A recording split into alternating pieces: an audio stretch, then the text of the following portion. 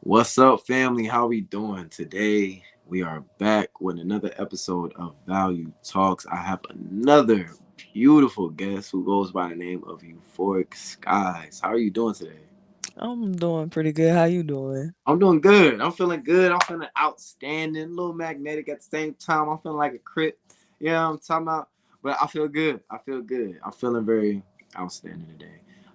But I'm just ready to actually, what I'm saying, get this interview underway and truly dig deep under the skin and the mind of Euphoric Skies and see exactly who she is. So if you don't mind introducing yourself, could you tell us more about Euphoric Skies? Well, I'm me. and I never really was the type of person to put titles on myself like that because of the fact that I'm more of a I rather show you who I am than tell you who I am. Understand. That's dope. Okay. Okay. Well, today, Euphoric Skies, you know what I'm saying? For hmm the crowd people who don't know, I met her on TikTok. Very dope individual. And she just started talking about ancestors and she was like, I've been waiting to talk about this. And the energy was there, yo. I'm talking about it was right there. And I was like, yo, you sound like you ready to talk about this. So I was like, I need to see if she willing to be on my platform. And I'm so happy that she's willing to be a conduit for this information. So I got some premeditated questions for you. And the first one is, what inspired you to begin working with ancestry work and healing? So it started at the beginning of my journey. I would say when I was about 19 or 20. I had been, seeing a lot of content, reading a lot of books on generational curses and breaking generational curses. And this was during the time where a lot of people were kind of trying to go back to their roots. They were trying to go back to African traditional religions, going back to old traditional African languages, learning about African history, African mythology. So that really sparked me learning more about the ancestors. I went on the whole journey of trying to break generational curses within my own family, and then I learned about the different African traditional religions, one of them being hoodoo. And I found out that not only did were there a few people in my family that practice hoodoo, but I also found out that the denomination that a lot of my family members believe in, their founder was also a root worker. Wow. So I was like, oh, okay, you know what? Maybe I do need to look a little bit more into developing my relationship with my ancestors. So that's when I started, doing ancestral veneration. I started doing spiritual work, with it being powered by my ancestors.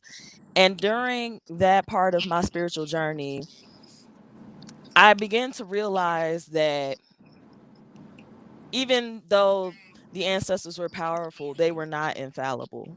Mm, Because you got to remember all of the things that they went through.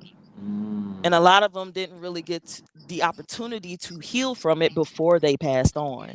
yes. And I Hence kind of what was, hmm? I'm sorry, I kind of was talking about that when we was online. I'm sorry, y'all. The smoke is my not my incense, but what do we call this again? Palo Santo. Palo Santo. I got this from my friend, and she was like, "You need some Palo Santo in your life," and it smells good, and it kind of just gets the moment by. But I was talking to you about that in the chat at how, because I use this invocation all the time. I call upon my ancestors of the highest light who has fully ascended to come and assist me with such and such. And I noticed at that point when I said it, because I say it so much, ancestors that weren't of the highest light popped up and let me know that the ancestors aren't just here to heal me, but they're also here. Well, we're also here to heal them as well, which led me to the question: am I becoming the greatest version of my ancestor? You know what I mean? And I dug deep when I asked that question, and I honestly started doing a lot of work for myself, and you know what I'm saying, just doing the personal shadow work, and yeah. Yeah, I understand. I understand. Trust me. So, but to segue into the second question, we want to get into the family lineage, okay? So, how can we understand our family lineage influence and how it presents in our life right now and how it helps our decision making? Like, how does the family, like your family lineage, my family lineage, I can say personally, I grew up in a church environment. I was Christian for a long time, you feel me? So, that was embedded into my decision making for a long time. For you, how have your family lineage affected your decision making right now and the past as well? Well, one of the things that it made me realize was just how much I embodied them unknowingly. And what I mean by that is the more I dug into like my family's ancestry, the more I recognized myself in them. Mm, And not just in like the look, I mean, cuz that's obvious. But in the mannerisms, in the stories of how they acted, how they talked, how they walked, how they operated through life, the things that they struggled with. I began to see more and more of myself in them. mm, And it became more than just that familial bond.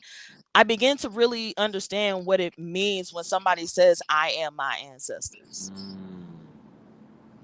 You are the sum of everybody who lived before you. That is Mhm. very important to know. We do have certain triggers that necessarily is it's not us, but it's a trigger that comes from your ancestry lineage that sometimes they're still fighting off that you're fighting off through your DNA. You know Mhm. what I mean? So that's a real important factor to understand right there. Yeah. So my question for you right now, just to kind of get off the script, uh, how long have you been working with your ancestors? So I started working with my ancestors when I was about I started my journey about 1920, and I really started getting serious about working with my ancestors when I was 19 like about 1920 the year? no no Oh. 19 or 20 years old. Oh, okay. I was like, damn, girl, what you trying? You a vampire? Man, I was I I want my thought you was saying something without saying it. You Mm-mm. know what I'm You saying? can't you ain't getting the skincare routine. If that is true, I'm keeping that. I'm Oh taking man, I thought I had a vampire or goddamn warlock in the family. No, no, no. Okay, okay, I'm sorry. Okay, so you started at No, you good. 1920. But I started getting serious as far as like ancestral veneration and doing spiritual work with my ancestors when I was about 21, 22 years old. Hmm, okay, And so I'm 29 now, so say about 8, almost so 9 years. so with that time and you working with your ancestors, what spiritual tools have you used and embraced to actually, and practices have you used to actually gain more clarity behind working with the ancestors? Well, one thing I did was collect memorabilia. Mm, W- That is one of, DNA. Things that they used to wear, things that they used to have. That has their essence on. They may be gone, but that's still going to hold their essence. Putting things like that on their altar. I have a lot of my family members that have passed on. I have some of their belongings on my ancestor altar. mm. And even the ones that I personally didn't know, I did research into getting photos of them and putting that on my altar. That's beautiful. Getting their name, even if you don't have pictures, just learning their names, Mm, writing it down on a piece of paper. When I had my first ancestor altar, I had a little rinky dink notebook sheet of paper that I put inside of a dollar picture frame that I got from the Dollar Tree. And I just, all the names that I could think of and all the names that my family members have told me of family members that have long passed on, or, born, lived, and died way before I was even thought of, or even before my parents were even thought of. right. I at least got their names. And I just started writing them down on that sheet of paper. I put it in that picture frame, put down, white cloth, gave an offering, a candle, water. You know, Just it was feeding it was that. simple, but it was in that simplicity that really sparked that whole journey. That's beautiful. So putting the pictures up, as far as like the ends on, you got a stand that you use, and you got a whole little basically area for your ancestors, correct? Hmm. So how often are you visiting that area? Every day, Every day. every Okay. day. And you're feeding and you're doing all these things every day. No, I don't give offerings every day. I visit them every day. I Okay. take I start my morning with them. Mm, That's that's how I start my morning. I wake up in the morning, I do my morning readings with them, do my morning prayers with them, set my intentions for the day with them. This is important, people. Y'all should definitely try to tap into your ancestry work. Like I said, you are the sum of everyone who lived before you, and you are battling some things that you potentially aren't aware of, that are triggers that aren't even yours. They're ancestors that couldn't transcend from your lineage, that's still fighting it today, right now, through you. Do you understand? So it's good to actually set up that altar. It's good to actually go to that altar on a daily basis, like she is, to help tap into some remembrance, and it brings awareness and clarity, so you can start to make decisions in life that's going to help you move towards your highest timeline. I kid you not. I kid you not. So, anyways, let me segue into the next question. So, healing ancestral patterns. Okay, when I wrote this one down, I was really thinking. So, check me out. How do ancestral traumas or patterns manifest in our daily lives, and how can we heal them? That's exactly why I kind of brought up what I was just bringing up, because a lot of us have a lot of traumas that we're trying to fight through right now. Like I just said, we don't know. It's not even ours. It's from an ancestor or ancestors that's been fighting and didn't get a chance to get through that cycle. How are you breaking through those traumas? How are you breaking through those cycles? And how are you making it a practical thing in your life right now for clarity and balance? So, one of the best navigators when it comes to figuring out how your ancestors' trauma affects you today, one of the best navigators is looking at what generational curses are present in your family. If you looking at your family members and about a third of them are alcoholics, Mm. and you already know from maybe in your 20s, you like, I seem to be able to handle my alcohol a little better than other people.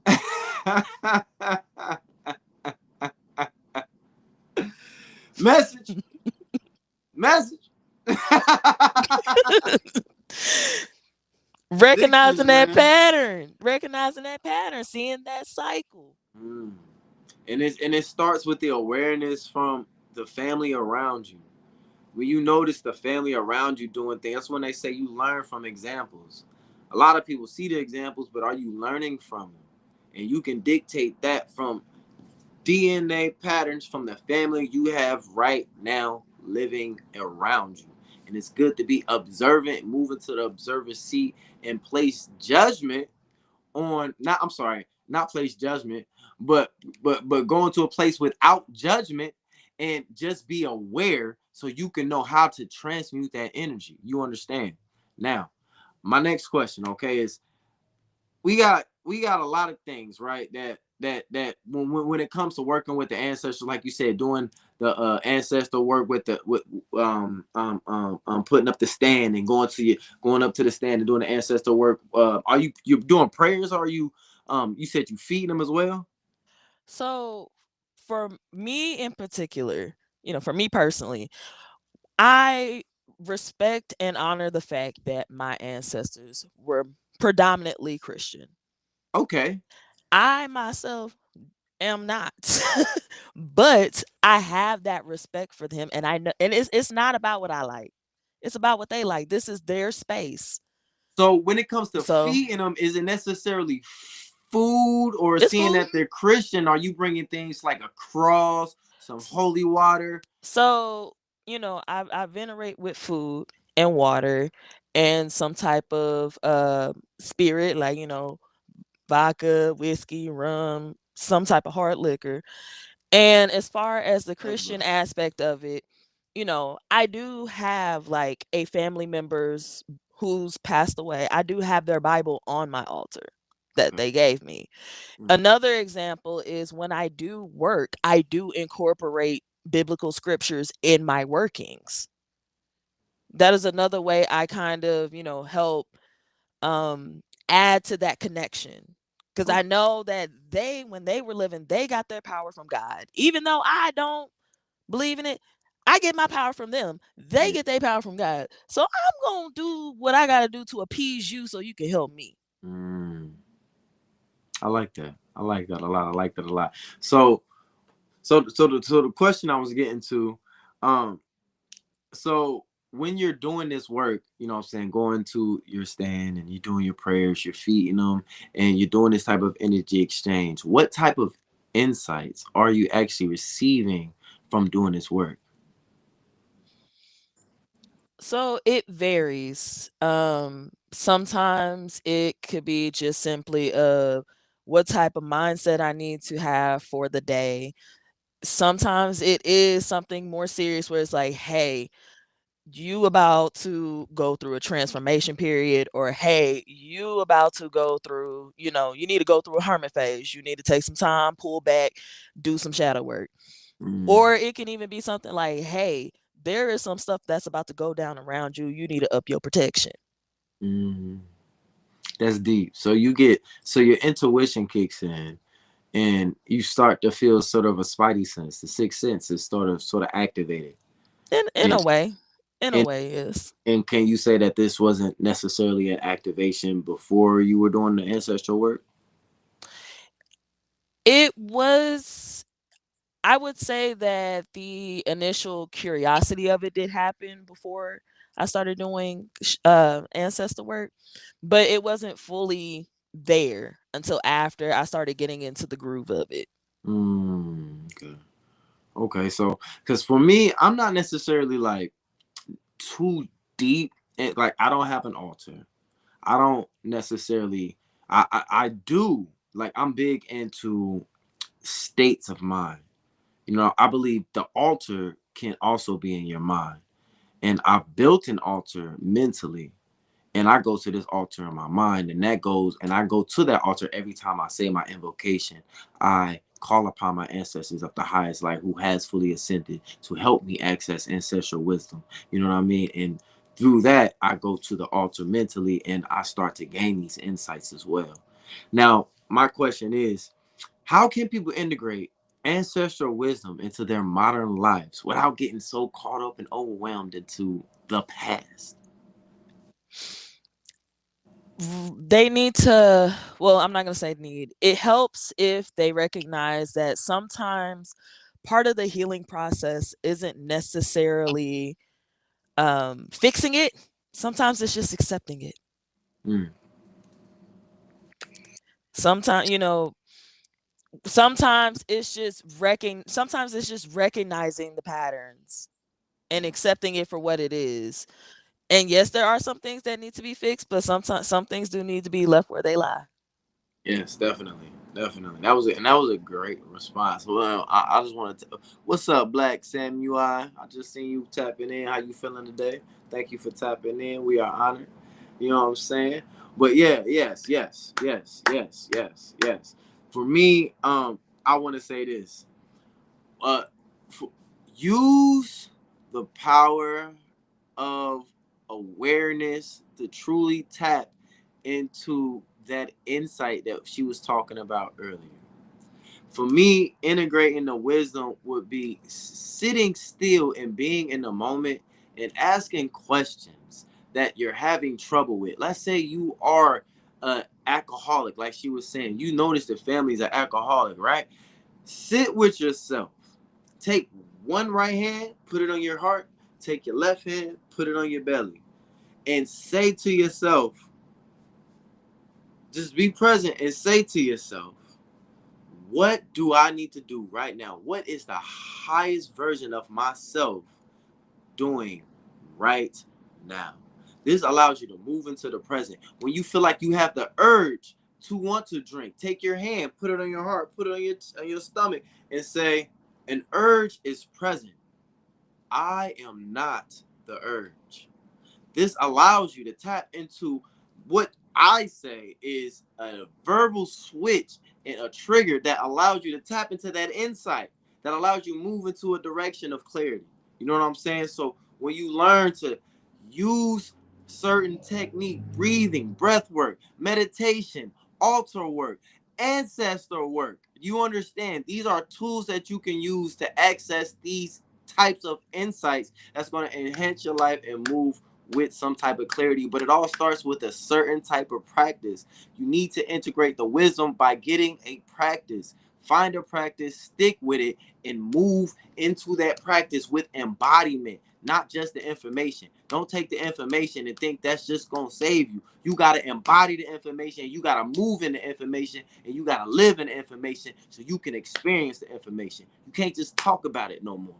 You feel me? So, sorry. That means a lot to me. It does. I'll see. Hey, I when the need people, spirit get moving, you gotta let it move. bro. I need people to be more integrated. You feel me? That the way to integrate the wisdom is truly get a practice, stick with it. It don't have to be a spiritual practice. It can be anything, because all things are spiritual. Anything physical is a spiritual aspect first. Anything physical comes from the non-physical. Okay. Now, Euphoric skies. I want to ask you a personal question off the notes real quick. Where does the name Euphoric skies come from? Like, where did that gravitate from? I Because like that's this. a powerful name. I like it. When I said the name Euphoric skies, I imagined the sky, but on LSD, and I never took LSD. You know what I'm talking about? But I was high just saying the name. I kid you, it was beautiful. So where did that name come from?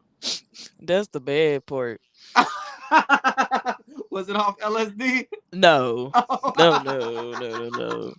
It's cause I like when okay. So when I first came up with the name, this was like years ago. I was like, oh, I love to stare at the sky when I'm high. It's so euphoric. That's how it came about. Euphoric sky. I love it. And the name stuck. All right, so you were in flight school smoking some weed, looking at the sky, and that's how that name came to you. That's legit how the name came about. Hey, y'all, that's insight. Smoke some ganja, and that's gonna change your name.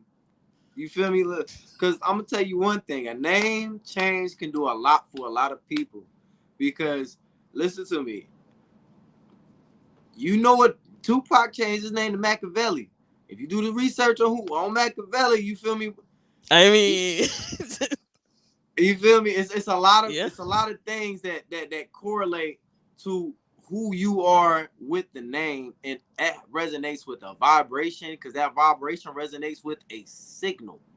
And that signal is powerful when it comes to understanding who you are as an identity, because that identity helps you move through this life with a specific type of clarity and individuality of who you are. Now, I want to ask you a question real quick before we get out of here. I love you very much. I appreciate you so much. I really do. This is a very good interview. And before we go any further, I want to let everybody know that I have a book, Awareness Before Change. A lot of people out here are trying to make change before awareness. And I just want to make a disclaimer right now that you can get the book for free. All you got to do is hit the link in my bio on TikTok, hit the link in my bio on Facebook, hit the link in my bio, anywhere that you see it. I got the book for free now. I'm giving it out. I'm letting everybody have the information, because somebody hit my inbox like, why are you charging me for this book? And I was like, you know what? I got other products I can charge for. I can give this book out for free. So I have a book, Awareness Before Change. If you are tired of living in a consistent cycle, start with awareness. Link is in bio. I'm also doing guided meditations that are on my YouTube channel. Make sure you check in. I do 2 every week. Anyways, now, Euphric Skies, I want you to give the people one practical practice or step that they can take that can help them integrate some ancestral practical work into their lives that can provide them with a specific type of clarity and a specific type of balance, because people are listening to this information because they want value. They want to take something with them that they can leave with after hearing this, that they can use now as a shift to change their timeline. So, what can you give us as a practical step? That is a practice that you do that they can use, that is an easy step forward towards ancestral work. Interestingly enough, even if you start an ancestor altar, even if you start doing venerations, the best first step is to heal you. Mm. Hold on, hold on, hold on, hold on, hold on, hold on, hold on. Wait, wait, whoa, whoa, whoa, whoa, whoa. Hold on, hold on, hold on. Where my glasses at? That was tendenism. Throw your glasses. Throw your glasses. Oh my God, that was tendenism. That was some tendenism. Start with, oh my God. Say it again for the people in the back. That was some tendenism. I ain't got no glasses. It is. But think about it. They have survived so we can thrive. They Mm. worked hard and persevered through so many ups and downs, so many adversities. So that way we don't have to. And part of us not having to is finally being able to A, breathe. Yes. Cause we ain't gotta fight out in the streets. Well, I mean, we don't have to fight out in the streets for like Martin Luther King and them did back in the day anymore. We don't have to do that. They already did all of the persevering and surviving and all of that stuff for us. Now it's time for us to thrive. It's time for us to breathe and heal ourselves. It's time for us to do the shadow work. It's time for us to, go to therapy. It's time for us to take that time to reconnect with each other. Yes. That would do way more. That would connect us to our ancestors way more because we finally got to do what they never could because they were too busy trying to survive. Mm. Develop a sense of individuality. They kept screaming in the streets, I am a man, and now we can actually embody it. That's beautiful, y'all. That just hit me. You feel me? I really did. That was beautiful. That was touching. If I don't even want to say nothing else. I don't even want to touch on. You know what I'm talking about? That was beautiful. That for real. I'm glad to hear.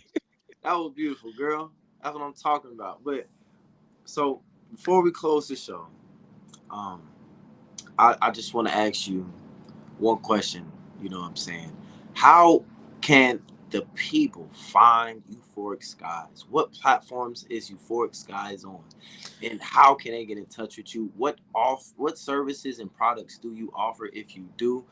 So the people can also get to you, and then can you give me your cash app so I can put your cash app in the description? So if you guys feel like you want to donate, if you guys feel like you want to plant a seed of gratitude into this woman's bank account right now, if you feel like you took some value from this, please don't be afraid. She is deserving, she is open, and she is ready. Okay, but please let us know, how can we find you? So you can find me on TikTok at Euphoric Skies 96. It's spelled same way as my name that, on here. All lowercase 96. I usually have conversations on there mostly about spirituality and, self-work, self-growth. And I also occasionally do readings as well. So Nice. catch one of my reading lives, might get a reading. So you're gonna be So, doing readings later down the line, is what I'm hearing. oh, I've been doing readings. Oh, so you doing readings? So Yeah. it's a service that you offer. Yes, on my lives I do. Beautiful, beautiful, beautiful. Y'all go over there and get your readings. Get your readings. Get your readings. What's your Cash App name so we can get your Cash App for anybody that's wanting to go ahead and donate? Well, my Cash App is $Euphoric 96. Can you spell that for the people? Is $EUPHORIC 96. Because I generated some cover art for the thumbnail. I spelled her name wrong. Don't go by that spelling. You hear what I'm saying? It's okay. We got it together in the end. It's all good. I appreciate it. I appreciate it. Now, before we go, I would love to end the show with a specific affirmation invocation, if it's okay with you. Of course. All right, everybody listening, just close your eyes or soften your gaze, whatever allows you to truly relax. We're gonna breathe in through the nose, deeply into the belly, and we're gonna exhale through the nose. Take a deep inhale, deep into the belly. Hold it for 2 seconds. 1, 2. Now exhale. I now activate the version of me who is always in constant overflow. I am an irresistible magnet for all things that belong to me by divine right. Opportunity, abundance, purpose. Thank you. Thank you for appreciating. I thank you and I appreciate you for showing up. I appreciate everybody who watched for showing up. And if you're just now watching this later down the line, I appreciate you for showing up. I'm gonna get better at the end of those closings. Like I'm a little nervous, but at the end of the day, thank you so much, Euphorics guys. Thank you again, family. We gonna see you on the next one. She will be back. I loved her. I love this conversation. We needed round 2. Thank you again. Is there anything else you want to say to the people before we go? Well, I thank you for allowing me to be here. Yeah, this is something new, man. I'm trying. You are my second person. So this is a new thing. I'm learning, and we you feel me. I'm growing. Thank you, thank you, thank you.